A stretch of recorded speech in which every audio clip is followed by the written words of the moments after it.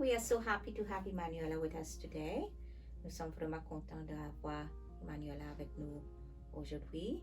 Emanuela, c'est une fille qui est super gentille et vraiment intelligente et elle aime beaucoup le Seigneur. C'est quelqu'un qui est très spirituel aussi et obéissant et soumis. Et aujourd'hui, nous voulons prendre ce moment pour donner à Emanuela un moment pour parler avec des situations et des choses qui sont sur son cœur maintenant, afin que chacun de nous on peut apprendre de la jeunesse. Welcome, Emanuela. Bonjour. Donc aujourd'hui, je pense que qu'est-ce qu'on va faire? On va plus poser des questions que on peut tous se poser dans la vie de tous les jours. Des questions qu'on n'a jamais osé poser, sincèrement. Et bien sûr, on a prophétesse ici avec qui on pourra parler de ces questions, avec qui on pourra en approfondir. Et derrière la caméra, il y a aussi Sylvie qui sera là pour en rajouter aussi, s'il en faut, parce qu'on en a besoin. Dans le fond, ma première question, ça serait, mais si on se sent moins confortable qu'avant dans notre église, ok? Dans notre église locale, pourquoi il n'est pas préférable de partir comme pour éviter la querelle ou pour comme... Il y en a qui vont peut-être dire pour qu'ils se connectent mieux avec le Saint-Esprit ailleurs, parce qu'ici, ils sentent moins la connexion, vous voyez? Alors, Emanuela, premièrement, la parole de Dieu parle à propos de la bénédiction. Si tu t'appartiens à une église locale, tu ne peux pas quitter ton église locale parce que tu as un sentiment, parce que tu ne sens pas à l'aise dans ton église locale. Peut-être Dieu a quelque d'autres choses pour toi, mais il faut faire les choses en règle. Tu ne peux pas agir en rébellion et dire que tu ne sens pas à l'aise et tu n'es pas connecté avec Dieu, parce que Dieu, il est partout, dans toutes les églises, il est partout, tu comprends? Tu peux connecter avec Dieu chez toi, mais ton église locale, c'est un lieu, c'est un don de Dieu que Dieu te donnait pour venir louer, pour venir adorer, et pas juste pour venir louer, adorer, pour venir dans cet lieu pour apprendre comment pardonner, comment repentir et comment donner l'amour. Première chose, je veux dire, c'est dans ton église locale, tu vas apprendre comment respecter le peuple de Dieu. Le respect, c'est l'amour. Alors, si tu ne sens pas à l'aise dans ton église locale et tu dis que tu veux connecter mieux dans une autre église, c'est Dieu. Si tu as un ministère dans ton église locale et tu quittes ton église locale et tu lâches tout et tu s'en vas comme ça, Dieu, il ne prend pas plaisir à cette attitude. Et tu veux sentir, peut-être tu veux aller dans une autre église locale et tu veux sentir bien, tu veux sentir plus connecté, tu veux sentir à l'aise, mais plus tard, l'ennemi, il est très rusé. Et regarde ça. Et cette malédiction va te suivre toute ta vie. Peut-être c'est bien maintenant. C'est comme un homme puis une femme. J'explique ça. Je sais que tu es jeune. Hein? Moi et Pasteur Gilles, ça fait 43 ans nous sommes mariés. Et si à un moment donné dans notre relation, il y a de haut et de bas, il y a de temps de désert, il y a de temps où tu vraiment prends le temps pour expirer, ça ne va pas dire dans notre temps difficile où je ne sens pas l'amour comme avant pour mon mari, que je veux laisser mon mari, puis aller avec quelqu'un d'autre. Tu comprends? Aller avec quelqu'un d'autre, c'est plaisir pour quelques moments. Quelques moments. Mais j'ai tellement investi dans la vie à mon mari et dans ma propre maison aussi, et on a appris de faire des choses ensemble, et maintenant je vais aller ailleurs puis investir ailleurs. Ça, c'est quelque chose de temps partiel. Si Sylvie elle a quelque chose à dire. Oui, c'est vrai qu'est-ce que vous dites là, présentement, que d'aller voir ailleurs. Moi, personnellement, je l'ai vécu, puis c'était pas la bonne décision.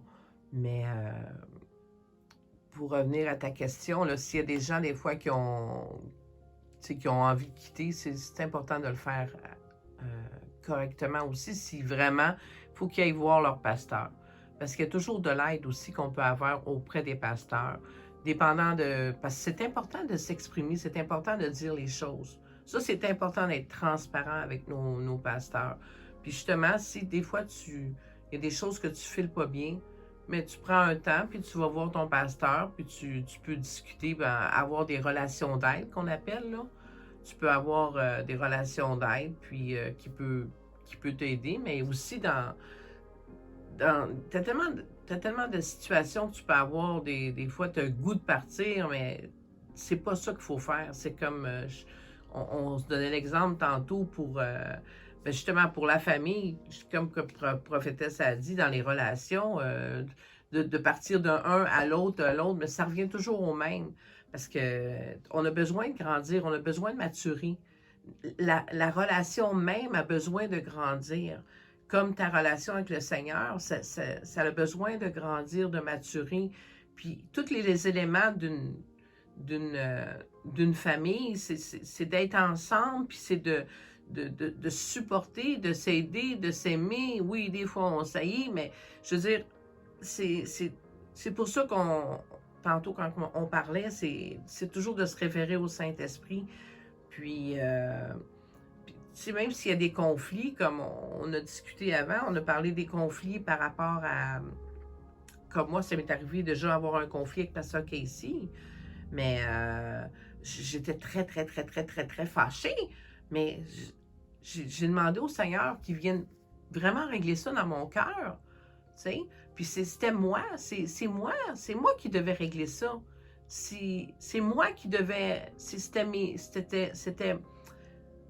en moi, c'est moi qui devais régler ça, puis c'est avec Dieu que je l'ai réglé. Puis Dieu a été tellement bon, puis je suis pas allée juste une fois devant la prière, je suis allée plusieurs fois devant la prière. J'ai même pris du recul à l'église, tu sais, j'ai été libérée de différentes fonctions parce que j'avais besoin de moi et Dieu. La relation avec le Seigneur, c'est le tout, c'est le complément, c'est vraiment, c'est ça qui nous rend grands. C'est cette relation intime qu'on a. Quand il dit là, de fermer la porte puis d'aller dans ta chambre avec lui, c'est là. C'est là que tout se passe. Puis l'église locale, c'est ta famille, c'est ta base, c'est les fondements de ta maison. Ta maison, c'est toi, là. Ta maison, c'est toi. C'est ça. L'église locale, c'est le fondement. Puis on doit s'imprégner, on doit, comme une plante, s'enraciner dans les fondements, là, tu sais. Puis c'est en restant dans ton église, puis c'est en allant vers Dieu. Puis Dieu, vraiment, puis moi, je vous dis, Dieu, il a rempli il m'a vraiment fait déborder d'amour, tu sais, il m'a donné, le pardon a été complètement effacé, je veux dire, j'avais plus aucune amertume, aucune rancune, rien, tout Dieu, parce que je suis allée avec lui dans la prière. Puis en plus, il m'a vraiment fait couler une chute d'amour pour Pasteur Casey, là. C'était un temps tellement merveilleux, là. Fait que, tu sais, puis ça, des conflits, il peut y en avoir toujours dans une église, mais c'est en se parlant, puis c'est en allant vers Dieu qu'on les règle. Puis c'est comme ça qu'on va grandir. C'est comme ça qu'on va maturer. Puis, moi, en tout cas, c'est ma réponse, c'est vraiment de persévérer. Persévère, puis tu vas percer. Donc, vraiment, c'est ma réponse. Merci. Mais je peux dire une chose aussi, Emmanuela, que notre attitude est très importante dans une église locale. Oui. C'est notre attitude. Tu peux être blessé parce que dans le livre de Deutéronome, le Seigneur, Dieu, il nous a blessés pour nous guérir. C'est écrit dans le livre de Deutéronome. Et parfois, des blessures viennent parce que Dieu, il veut montrer qu'est-ce qu'il y a dans ton cœur. Comme Sylvie a dit, elle était vers Dieu. Tu comprends? Dieu, son intérêt, c'est pas dans les dons que tu as. Son intérêt, c'est pas dans ton ministère. L'intérêt de Dieu, c'est ton cœur. Jésus, quand il prêchait la parole de Dieu, c'est pas la tête à les gens, c'est pas leur ministère. Jésus, il prêchait toujours à leur cœur. Amen. Pour ça, les religieux, ils n'aimaient pas Jésus du tout. Parce que Jésus parlait à leur cœur. Et souvent, les gens, ils ne vont pas voir le problème de leur cœur. Ils vont devenir victimes. Ils blâment l'Église sans réaliser qu'ils blâment Dieu. Mhm. Parce que l'Église, ça t'appartient à qui? Adieu. À Dieu. Dieu a donné ton Église locale et ton Église locale, c'est un cadeau il t'a donné. C'est un don, un cadeau il t'a donné. Une famille il t'a donné. Et dans ton Église locale, il faut apprendre l'amour. Mais c'est quoi l'amour? C'est le respect pour les uns et les autres. Juste ça, c'est l'amour. Mhm. Le respect. Quand le respect est parti, ça veut dire la passion est partie. Et quand la passion est partie, la compassion est partie. Et quand la compassion est partie, tu es rendu avec le cœur dur. Mhm. Et tu vas aller dans d'autres églises et tu vas même compter des mensonges à les pasteurs. Ou sinon, tu dis une vérité que tu pensais qu'il était, mais qu'il n'était pas, dans le fond. Parce que tu caches en arrière de ça. Mm. J'ai remarqué aussi, dans le fond, vous, les pasteurs, vous devez dire la vérité. Vous êtes, dans le fond, c'est dans la parole aussi, il faut dire la vérité. Mais souvent, cette vérité, comme certaines personnes ne vont pas l'accepter.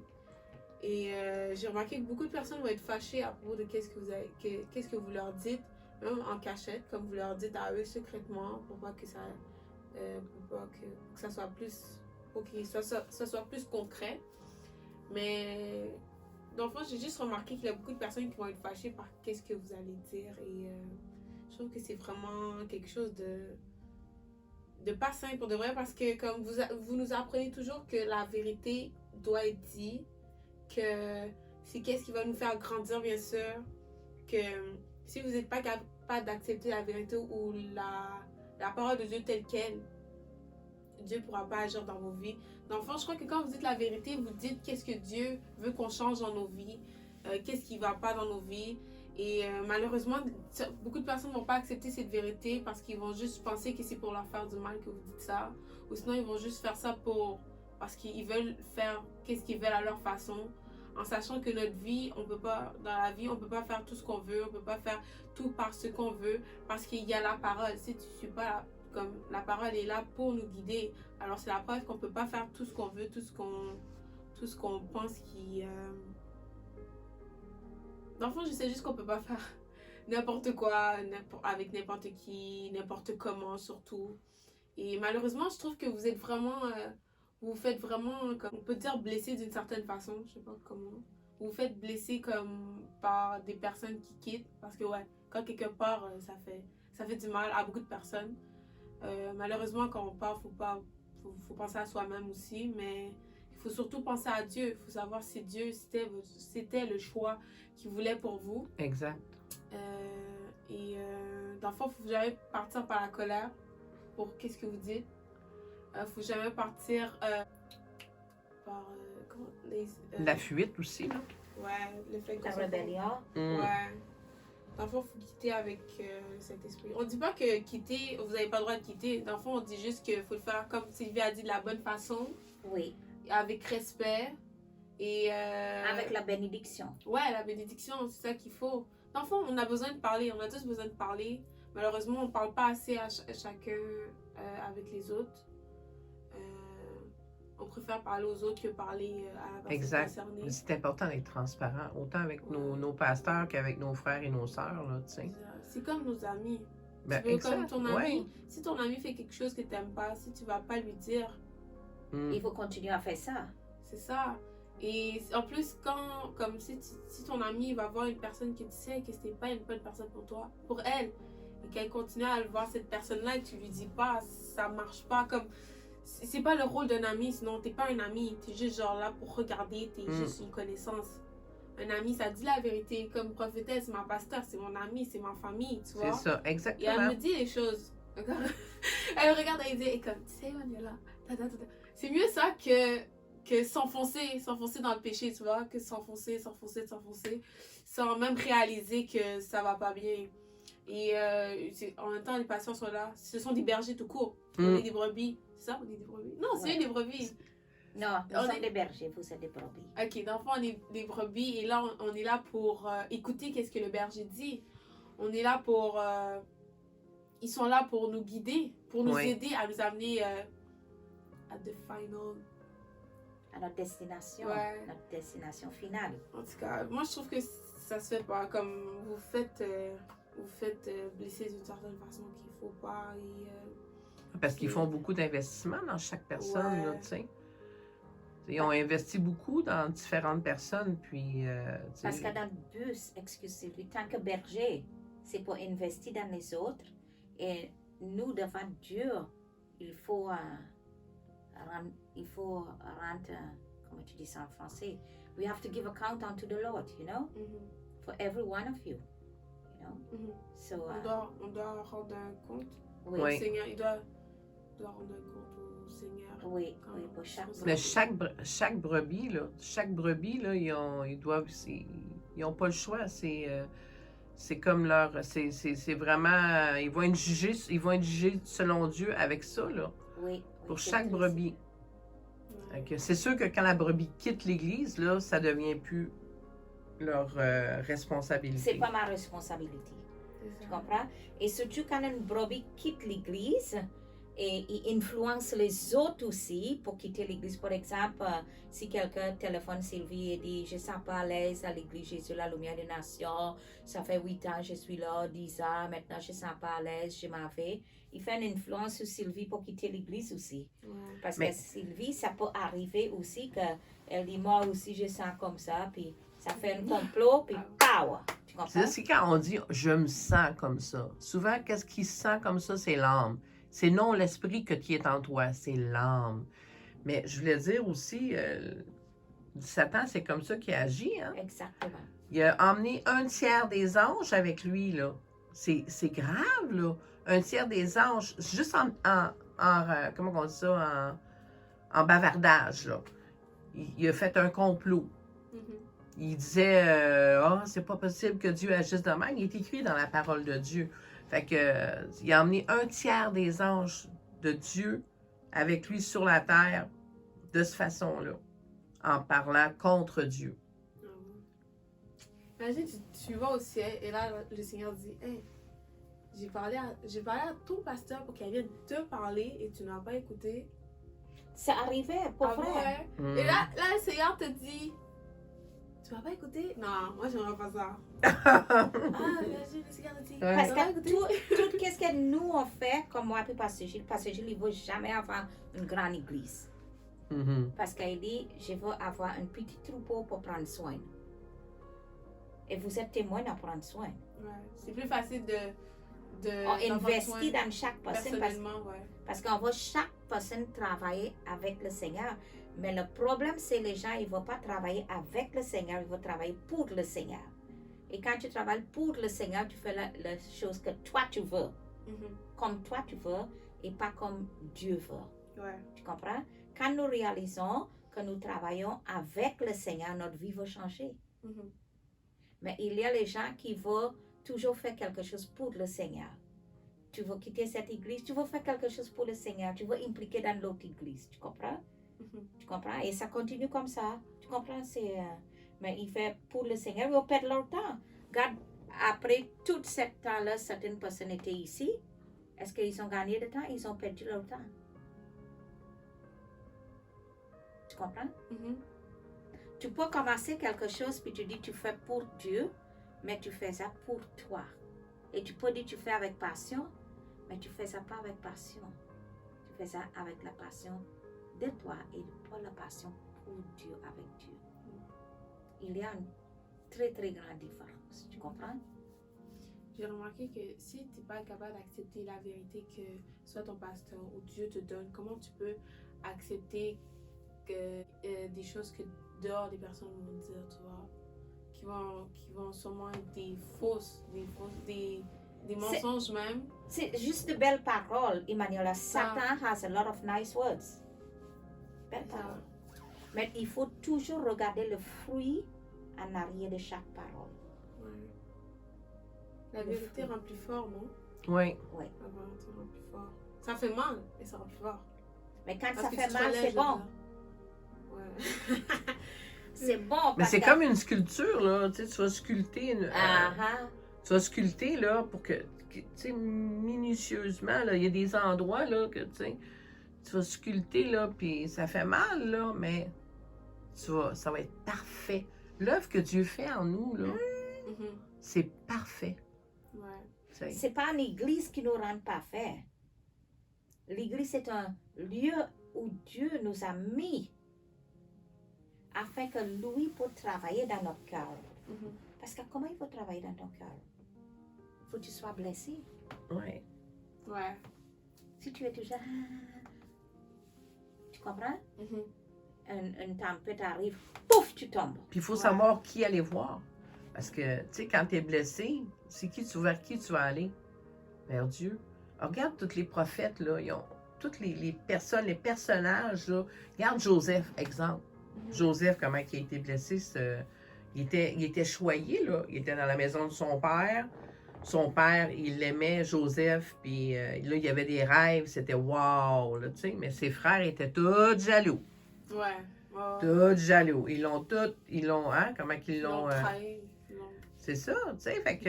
Mais après, comment que lui est resté connecté avec Dieu, puis comment qu'il a été élevé. Ouais. Hey, il est devenu second du roi, là.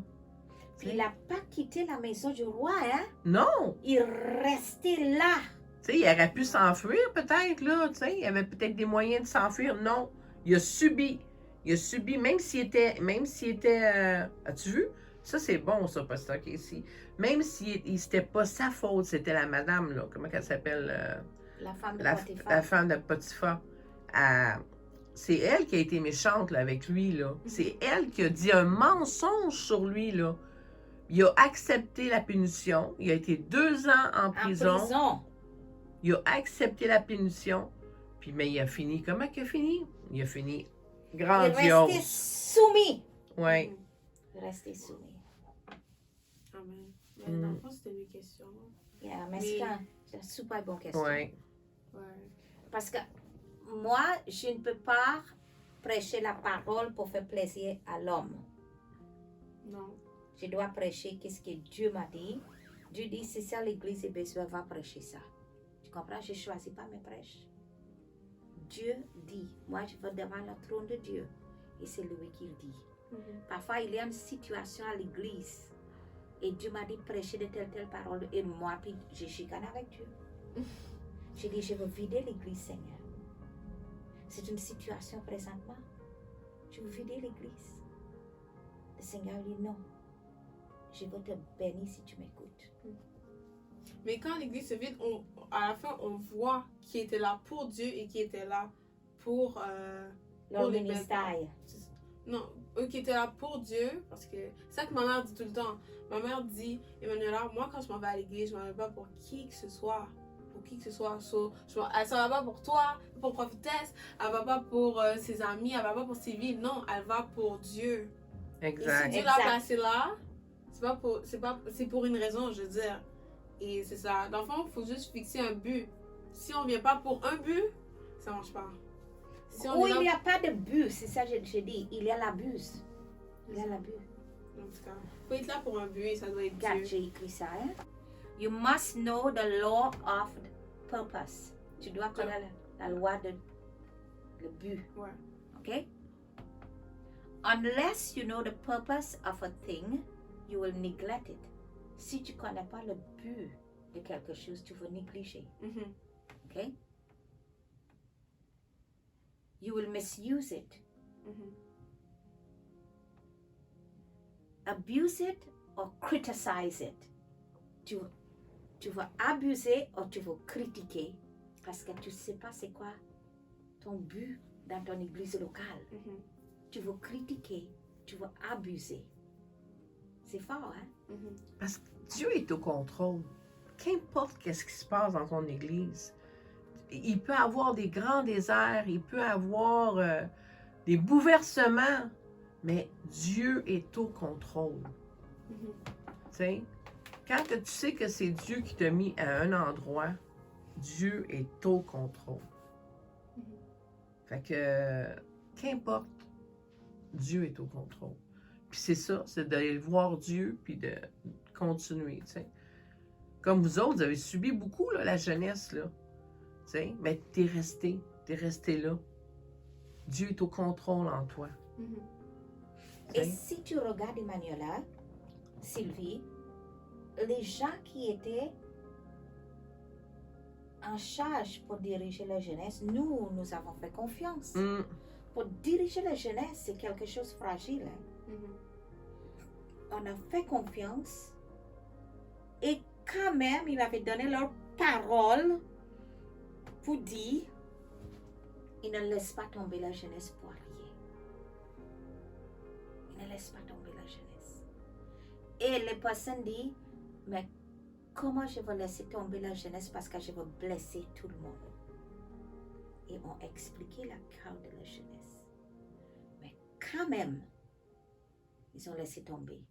Tu vois, les paroles de l'homme, ça peut nous décevoir. Ouais.